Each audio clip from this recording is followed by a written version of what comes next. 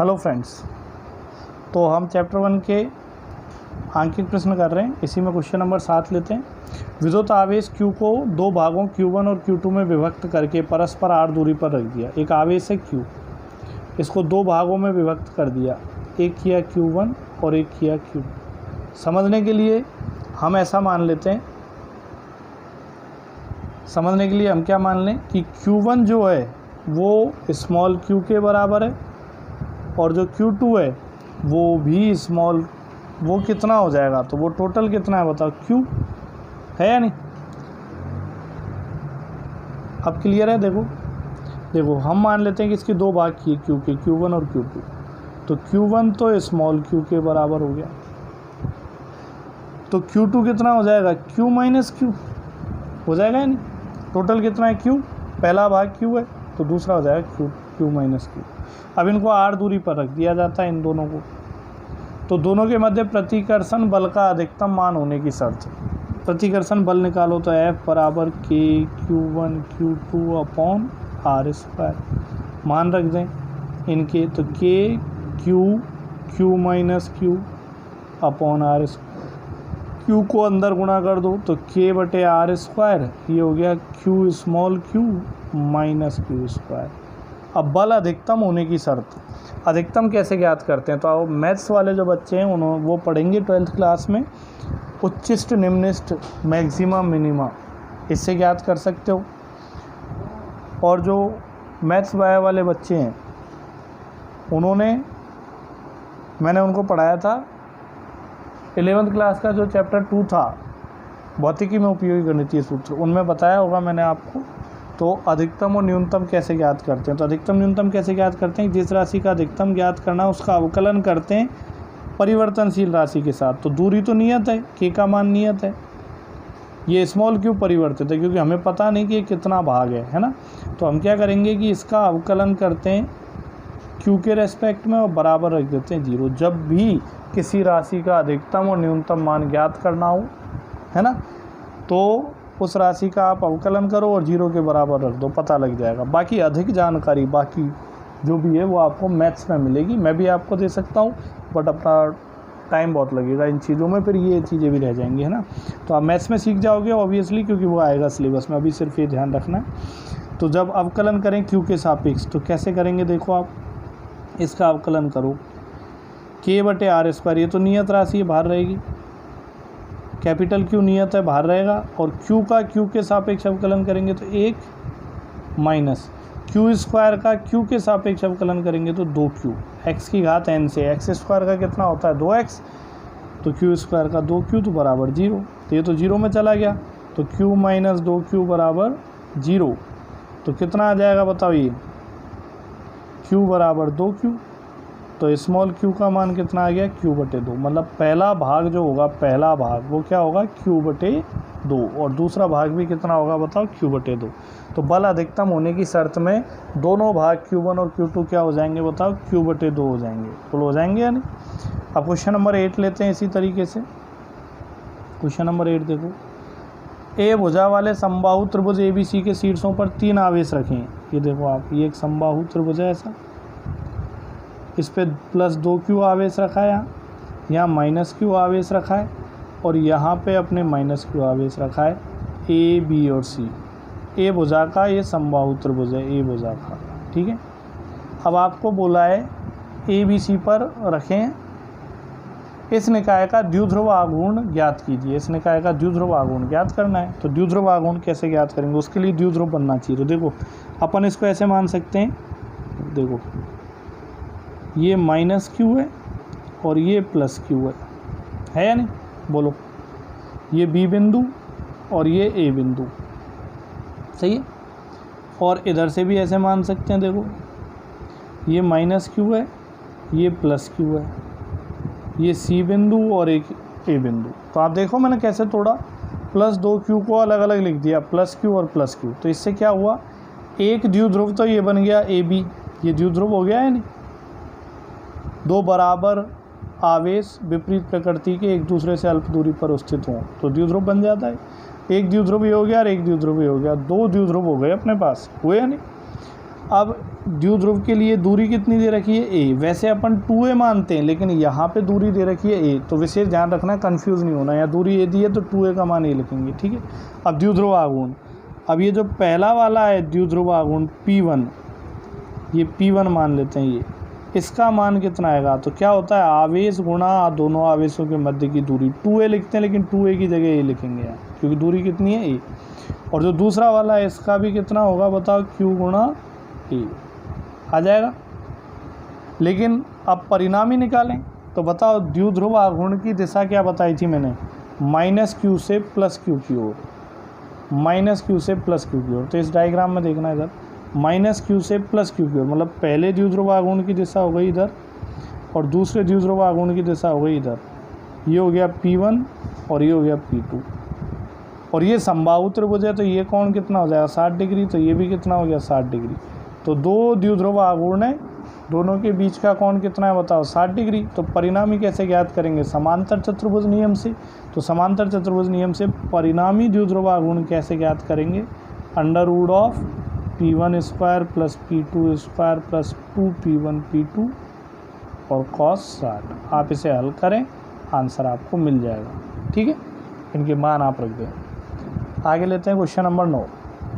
तो जो question number 9 आ रहा है वो क्वेश्चन नंबर 4 के जैसा है। पहले जो बताया था कि दो गेंद लटकी हुई थी, उनको एक द्रव में डुबो दिया था, उत्प्लावन बल लगा था, बिल्कुल उसी के जैसा क्वेश्चन नंबर 9। तो देखो आप, दो समान छोटी गेंदें, प्रत्येक का द्रव्यमान m तथा प्रत्येक पर आवेश जो है, प्रत्येक पर आवेश वो स्मॉल q है, सिल्क के धागों से जिसमें प्रत्येक की लंबाई l है उनसे लटकाई गई हैं। तो आप समझ पा रहे हो, ये इस तरीके से ये दो धागों से लटकाई गई हैं दो समान गेंदें।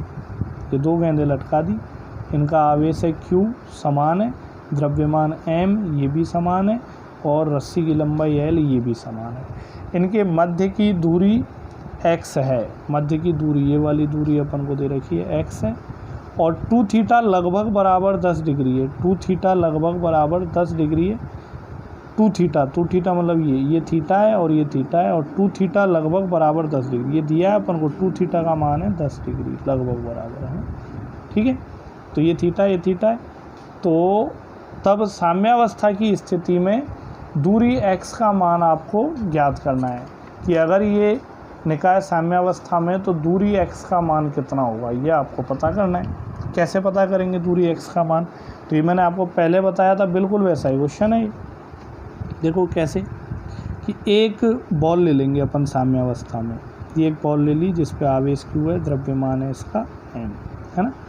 अब जो कौन कौन से बल लगेंगे इस पे, साम्यावस्था का मतलब होता है परिणामी बल क्या हो जाने चाहिए बताओ, शून्य। साम्यावस्था का मतलब, तो परिणामी बल शून्य करेंगे तो एक तो लगेगा तनाव बल T, एक आपका भार बल लगेगा mg और एक ये वाला आवेश इसको प्रतिकर्षित करेगा तो इधर प्रतिकर्षण बल लगेगा F और इसका मान होगा K Q और बीच की दूरी x², दो आवेशों के बीच में लगने वाला बल, ठीक है। अब वही तरीका है, इसको डॉटेड इधर बढ़ाओ, इसको डॉटेड इधर बढ़ाओ, तो ये कौन हो जाएगा थीटा। आप चेक कर लो इधर ऊपर वाले डायग्राम से, करो ऊपर वाले से चेक। अगर आप ये T मान लें और ये एक ऊर्ध्वाधर रेखा खींच दें तो ये एकांतर कोण बनेंगे, जेड की आकृति, ये थीटा है तो ये भी कितना हो जाएगा बताओ थीटा। तो ये थीटा हो जाएगा या नहीं, बोलो हुआ या नहीं, ठीक है। तो ये थीटा हो जाएगा अपना।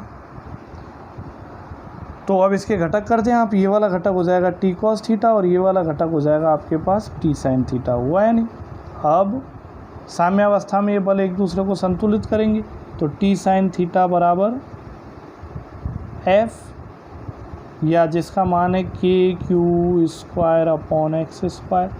समीकरण 1 और T cos थीटा बराबर हो गया आपके पास mg।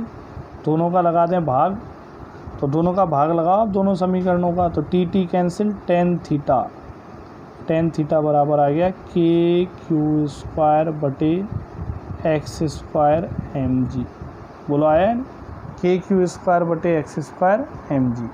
यहाँ तक कोई दिक्कत नहीं। अब बात करते हैं अपन tan थीटा की, है ना।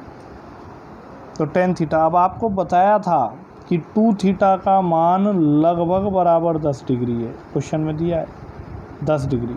तो थीटा का मान हो जाएगा लगभग बराबर 5 डिग्री, और थीटा 5 डिग्री मतलब थीटा अत्यल्प है, और थीटा यदि अत्यल्प हो तो टेन थीटा लगभग बराबर होता है किसके, बताओ, थीटा की। बोलो होता है ना, टेन थीटा लगभग बराबर थीटा की।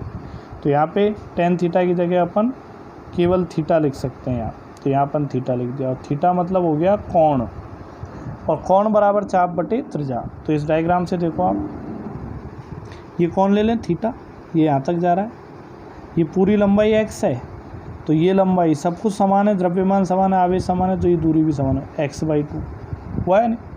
तो देखो थीटा बराबर चाप बटे त्रिज्या, समझ रहे हो, कोण बराबर चाप बटे त्रिज्या। एक तो ऐसे ले सकते हो कोण बराबर चाप बटे त्रिज्या, एक ऐसे ले सकते हो आप, दूसरा तरीका क्या है कि जब थीटा बहुत छोटा हो तो साइन थीटा भी लगभग बराबर थीटा होता है, टेन थीटा भी लगभग बराबर थीटा, साइन थीटा भी लगभग बराबर थीटा। तो चाहे टेन थीटा का मान लो, चाहे साइन थीटा का, साइन थीटा का ले लें, तो साइन थीटा का निकालेंगे तो क्या आ जाएगा बताओ, लंब बटे कर्ण, लंब बटे कर्ण, या डायरेक्ट निकाल लो कोण बराबर चाप बटे त्रिज्या, बोलो हो जाएगा नहीं। तो लंब बटे कर्ण कर लो तो x/2l, तो यहाँ पे टेन थीटा का मान, इस जगह पे टेन थीटा की जगह थीटा या थीटा की जगह साइन थीटा, तो इसका मान रखेंगे x/2l बराबर, अब यहाँ पे चाहो तो k का मान रख दो, तो kq² बटे x² mg, x² को उधर ले आओ, 2l को इधर ले आओ, तो ये हो जाएगा x3, x को x3 और kq², 2l से गुना करेंगे 2l बटे mg, तो x निकालेंगे तो इस पूरे की घात कितनी लग जाएगी बताओ, 1/3, ये हो जाएगा, होगा नहीं। और अगर एब्सोल्यूट नोट के रूप में दिया है तो k का मान आप यहाँ पे रख सकते हो, 1/4 पाई एब्सोल्यूट नोट। ये था क्वेश्चन नंबर 9। क्वेश्चन नंबर 10 की अगर अपन बात करें, किसी निकाय में दो आवेश हैं QA और QB, दोनों का परिमाण समान है और प्रकृति विपरीत है, और जो दो बिंदुओं के बीच में रखें 0, 0 - 15 और 0, 0 + 15, ठीक है। तो देखो आप दो बिंदुओं के बीच में रखें ये, तो क्वेश्चन नंबर 10 में बोला दो आवेश हैं, है ना, दोनों का परिमाण समान है और दिशा विपरीत है, तो ये तो Q ले लें, ये Q ले लें, परिमाण समान है, प्रकृति विपरीत है, ठीक है। अब ये एक तो रखा है 0, 0 - 15 पे, और एक रखा है 0, 0 + 15 पे, ऐसे रखा है, तो इनके बीच की दूरी कितनी हो गई, बीच की दूरी, तो ये एक द्विध्रुव बन गया, समान परिमाण के आवेश विपरीत प्रकृति के 2a, तो 2a का मान कितना हो गया। अब अपन को ऐसा लगेगा +15 और -15 0, बाकी ऐसा नहीं होगा, बीच में कितना होगा 0, 0, 0, तो दूरी पूछिए, तो यहाँ से यहाँ तक की दूरी 15 सेमी, और यहाँ से यहाँ तक की दूरी भी 15 सेमी, तो कुल दूरी कितनी हो गई 30, तो 2a का मान आ गया 30 सेमी, मीटर में बोले तो 0.3 मीटर। अब पूछा द्विध्रुव आघूर्ण, तो P = Q × 2a, Q का मान रख दें, क्वेश्चन में दिया है 2a का मान 0.3, आंसर आ जाएगा। क्वेश्चन नंबर 11 करें, 4 × 10⁻⁻9 कूलाम मीटर द्विध्रुव आघूर्ण का कोई विद्युत द्विध्रुव इतने परिमाण के एक समान विद्युत क्षेत्र में विद्युत क्षेत्र की दिशा से 30 डिग्री पर संरेखित है, द्विध्रुव पर कार्यरत बल आघूर्ण का परिमाण खुद निकालें। टाउ बराबर PE sin थीटा, P का मान दिया, E का मान दिया, थीटा का मान दिया, खुद से हल करें। क्वेश्चन नंबर 12, दो बिंदु आवेश Q1 और Q2 के मध्य की दूरी 3 मीटर है ना, इन आवेशों का योग 20 है। देखो दो आवेश हैं, इनका योग दे रखा है 20 माइक्रो कूलम, समीकरण नंबर 1। अब बोला है इनके बीच की दूरी 3 मीटर है, यदि एक आवेश दूसरे को इतने बल से प्रतिकर्षित करे तब दोनों आवेशों के मान ज्ञात कीजिए। दो आवेशों के बीच की दूरी 3 मीटर है, तो प्रतिकर्षण बल का फॉर्मूला हो जाएगा KQ1Q2/r²। बल दिया है 0.075 न्यूटन, K का मान 9 × 10⁹, Q1 Q2 का हमें मालूम नहीं है, और दूरी दे रखी है 3 मीटर, तो 3 का स्क्वायर, तो 3 का स्क्वायर 9, 9 से 9 कैंसिल हो जाएगा, ठीक है। तो इसको सॉल्व करो तो 75 बटे पॉइंट हटाएंगे तो 1000 बराबर 10⁹9 और Q1 Q2 सही है क्या। 10⁹9 को भाग में ले जाओ इधर, तो हो जाएगी 10⁻³ और 10⁻9, 10⁻12 ऊपर ले जाए 10⁻−12, मतलब Q1 Q2 बराबर 10, 75 गुणा 10 की घात -12। अब क्या करें, समीकरण 1 से या तो Q1 का मान रख दो या Q2 का। जैसे मान लो Q2 का मान रख देते हैं 20 माइक्रोकूलम माइनस Q1, तो देखो Q1 तो ऐसे ही, Q2 की जगह रखेंगे 20 माइक्रोकूलम, माइक्रोकूलम मतलब 10 की घात -6 और माइनस Q1। 20 माइक्रोकूलम को क्या लिखेंगे, 10 की घात -6 और माइनस Q1 बराबर 75 गुणा 10 की घात -12। सही है, अंदर गुणा करो, ये Q1 हो जाएगा, ये माइनस Q1 स्क्वायर हो जाएगा, इनको उधर ले जाएंगे प्लस में, तो माइनस Q1 स्क्वायर को उधर ले गए तो प्लस Q1 स्क्वायर, इसको उधर ले गए तो -20 गुणा 10 की घात -6 Q1, और उधर वो प्लस में रहेगा 75 गुणा 10 की घात -12 बराबर 0। ये एक द्विघात समीकरण बन गया। इसके घटक कर सकते हैं, 75 के घटक 15 5 75, 15 और 5 कितना हो जाता है 20। तो घटक कैसे हो जाएंगे, Q1 स्क्वायर यहाँ लिख देंगे 15 गुणा 10 की घात -6 Q1 और -5 गुणा 10 की घात -6 Q1 और प्लस 75 गुणा 10 की घात -12 बराबर 0। समझ में आया, 15 और 5 कितना हो गया 20 हुआ है नहीं, तो ऐसे घटक होंगे। अब इसमें से तो Q1 कॉमन ले लेंगे, तो ये तो हो जाएगा Q1 -15 गुणा 10 की घात -6 और इधर से -5 गुणा 10 की घात -6 कॉमन ले लेंगे, तो ये हो जाएगा Q1 -15 गुणा 10 की घात -6 हो जाएगा नहीं। अगर इनको आप हल करें आगे तो Q1 का मान आ जाएगा, और Q1 का मान समीकरण 1 में रखें तो Q2 का मान आ जाएगा। ठीक है, क्वेश्चन नंबर 13 की बात करें, 13 क्वेश्चन नंबर 13 देखें आप, +10 माइक्रोकूलम -10 माइक्रोकूलम के दो आवेशों को 2 सेमी की दूरी पर रखा जाता है। इनकी अक्षीय रेखा निरक्ष रेखा पर द्विध्रुव के केंद्र से 60 सेमी की दूरी पर है ना। तो देखो द्विध्रुव बना दिया, एक तो +10 माइक्रोकूलम है और एक -10 माइक्रोकूलम है, और 2 सेमी की दूरी पर रखें। 2a का मान हो गया 2 सेमी और Q का मान हो गया 10। तो पहले P निकाल लें, P बराबर Q गुणा 2a, तो P बराबर Q तो हो गया 10 माइक्रोकूलम और 2 हो गया 2 सेमी, सेमी को मीटर में बदलें 10 की घात -2, तो P आ गया आपके पास 20 गुणा 10 की घात -8 कूलम इंटू मीटर। आया नहीं। अब इनकी अक्षीय व निरक्षीय रेखा पर द्विध्रुव के केंद्र से 60 सेमी की दूरी पर स्थित किसी बिंदु पर विद्युत क्षेत्र, अक्ष पर विद्युत क्षेत्र का फॉर्मूला आपको पता है 2kp/r³। r का मान दिया 60 सेमी, जिसे मीटर में बदल लेना 0.6। k का मान पता है 9 गुणा 10 की घात 9, p का मान ये रहा, r का मान ये रहा। अक्ष पे आ जाएगा, निरक्ष पे निकालना है तो क्या होता है, निरक्ष पे विद्युत क्षेत्र अक्ष पर विद्युत क्षेत्र का आधा होता है। ठीक है, फिर आगे 14, दो समान बिंदुवत आवेश Q जो परस्पर कुछ दूरी पर रखे हैं को मिलाने वाली रेखा के मध्य में एक अन्य आवेश q रखा गया है। दो समान बिंदुवत आवेश हैं Q, कुछ दूरी पर रखें, r दूरी पर रखें, इनको मिलाने वाली रेखा के मध्य में एक अन्य आवेश कहीं भी रख दिया गया, q रख दिया गया। इस Q का मान एवं प्रकृति ज्ञात कीजिए, निकाय संतुलन में है। अगर निकाय संतुलन में तो कैसे ज्ञात करेंगे, निकाय संतुलन का मतलब, निकाय संतुलन में मतलब ये जितने भी आवेश हैं इन पर परिणामी बल क्या है बताओ, 0।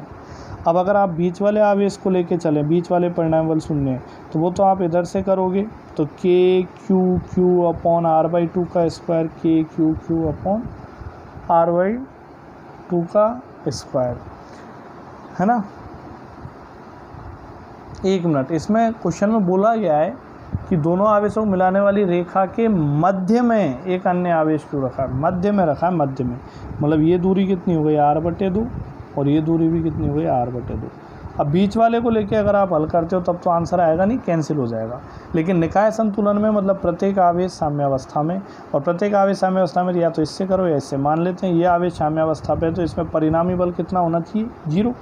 तो परिणामी बल 0 होना चाहिए। कितने बल लगेंगे, ये वाला आवेश इसको बल लगाएगा और ये वाला आवेश भी इस पर बल लगाएगा ही नहीं।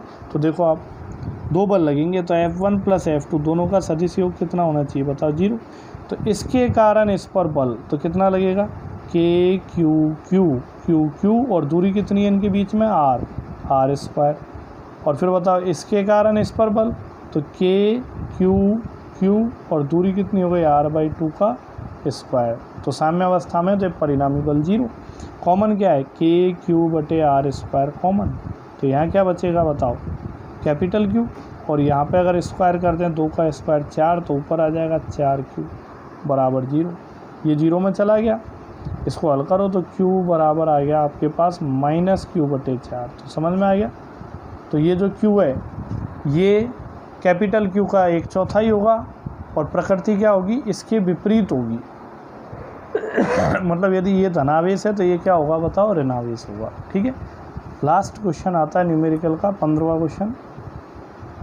एक समान विद्युत क्षेत्र में प्रोटॉन, ड्यूट्रॉन और अल्फा कण के त्वरणों का अनुपात ज्ञात करो। तो मैंने आपको बताया था विद्युत बल कितना लगता है, विद्युत बल एक समान विद्युत क्षेत्र में F बराबर QE, और F की जगह त्वरण निकालना चाहें तो MA रखेंगे तो QE, तो त्वरण आ गया आपके पास QE/M। आया नहीं। अब आपसे बोला है क्या, प्रोटॉन, ड्यूट्रॉन और अल्फा कण। तो आपको ध्यान रखना है, देखो प्रोटॉन का त्वरण अनुपात, ड्यूट्रॉन का त्वरण अनुपात, अल्फा कण का त्वरण। अब कुछ विशेष बातें मैं आपको बताऊं।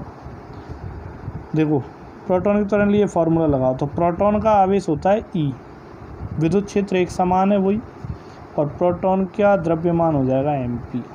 सही। ड्यूट्रॉन की बात करो, ड्यूट्रॉन आप समझते हो प्रोटॉन क्या होता है, प्रोटॉन होता है 1H1। 1H1 को बोलते हैं अपन प्रोटॉन। मतलब इसमें एक इलेक्ट्रॉन होता है, एक प्रोटॉन होता है और एक ही न्यूट्रॉन होता है।